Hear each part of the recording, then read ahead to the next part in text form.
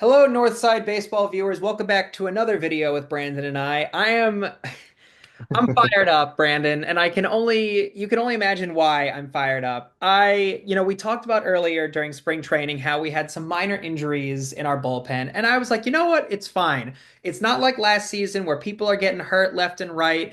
And then out of nowhere, a right hook out Justin Steele, and now he has this major injury. I'm calling it major. I'm saying it now. It's not confirmed that he's going to get Tommy John surgery yet, but he's going to be out for a while. I want your thoughts on it, and I'm just shaking my head because this just feels like a repeat of 2024. But I'm going to let you talk. Yeah, he is out for the season. We know that. Whatever the surgery ends up being, I don't know. It probably looks like it's going to be Tommy John at the time of this recording. Obviously, we'll see. But it's a UCL injury. It's an elbow injury. That is the dreaded injury for pitchers, as we all know. So, yeah, I mean this is tough. I'm going to try not to just get on my soapbox here and lay into ownership and the front office for failing to bring in another ace this offseason, which we talked about a lot. Obviously they did a great job, I think, signing depth. It's nice that a guy like Colin Ray is in the rotation. Even though Javier Assad's out, even though Justin Steele's out, we have guys that are able to step up without having to dip into the prospect pool too early, which is really encouraging. But you look, I think, it's nice having Shodi Imanaga because he's the ace of the staff, and so losing Justin Steele isn't quite the blow it would otherwise be. But this is killer. I mean, this is your number two starter in a playoff series, going down in early April. And it's again, unless Cade Horton comes up and has like a Paul Skeens type rookie season, which we don't even know when he's going to come up at this point.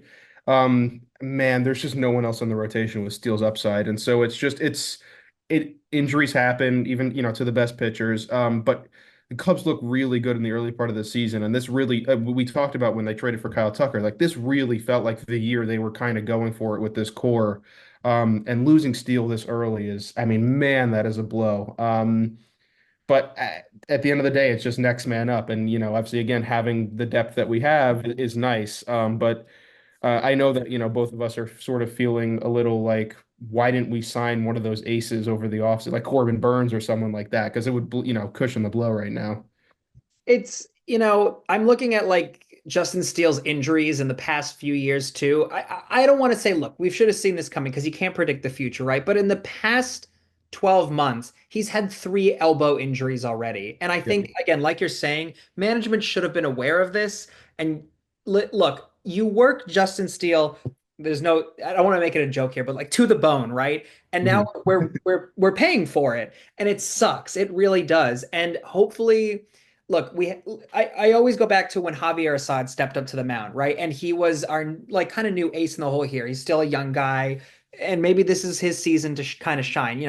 End of 2024, we really saw him kind of come out of his shell and whatever. My point is that I feel like you kind of could have predicted this with Justin Steele after seeing like injury after injury after injury in 2024. And, he would take some time to recover. They'd put him back on the mound. And then like 2 weeks later, he'd get another injury, whether it was his elbow or his hamstring. It was just something else.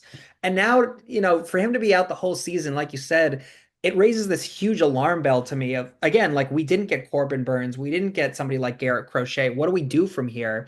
And again, I'm glad we have these backups like our boy Shota Imanaga. You always have to shout him out. We have people like Javier Assad, and who knows, from the ashes rises a phoenix. Who knows? There might be a minor league player that they decide to pull up and they say, all right, here's your chance, kid. But I'm really worried at this point, to be completely candid with you.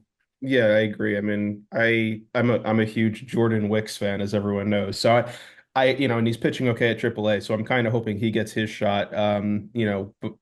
Whether it's before Javier Assad returns or after he returns to the rotation. I'm hoping that Wicks maybe gets a chance to be that extra southpaw.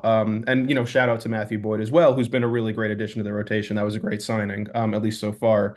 But I've sort of seen people not downplaying the injury, but sort of being like, well, like the Cubs are built to withstand unless you're the Los Angeles Dodgers who have 11 aces just hanging out, on the bench. No one's built to it. Justin Steele's ERA is top 10 in baseball over the last 3 years. He's like as good of a pitcher as like Sandy Alcantara or Justin Verlander in the last three. I mean, those are really good pitchers, and that's how good Justin Steele has been. And so it's just Again, even if you signed Corbin Burns in the offseason, which the Cubs weren't going to do, losing Justin Steele still hurts. But the fact of the matter is right now that if you had a guy like Burns or Garrett Crochet, like you said, or Max Fried or any of those guys, or Blake Snell, what happens is, when those guys on the lower rung of the rotation start moving up a spot, it doesn't look so bad. You have Shodi Imanaga as your one, Max Fried as your two, and then Jamison Tyon's your three. Well, now it's Imanaga one, Tyone two, and I guess Matthew Boyd three. I mean, that's still a fine rotation, at least for the purpose of a regular season. But I mean, if you're going up against, the Phillies with Aaron Nola and Zach Wheeler, or the Dodgers with everyone under the moon, on their rotation, I mean, you're not going to match up well. And so it's just, again, the Cubs have the depth to withstand this. That they'll have the guys that'll be able to eat the innings. And if they keep playing well, the trade deadline obviously will present itself as a chance to bring in that extra ace, which is important to remember because they have a lot of budget and prospect value to trade. But it's just sort of a frustrating injury so early in the season, because it just sort of highlights, I think, the one failure that happened this offseason, which was the team's reluctance to bring in, a high cost superstar pitcher. And I think what we can end on here is this is kind of a learning experience for management and for, everybody in the Cubs office, right? They didn't want to invest maybe into a certain player this year. They lost again out on so many players that we just mentioned. And now with, when the trade comes up again, maybe again they'll learn from their mistakes and we'll get a player to replace Steele, or we'll have somebody maybe lower in the rung where it takes pressure off Imanaga and Boyd and all the others. So we'll see. As always, we'd love to hear your comments and thoughts down below. So yeah.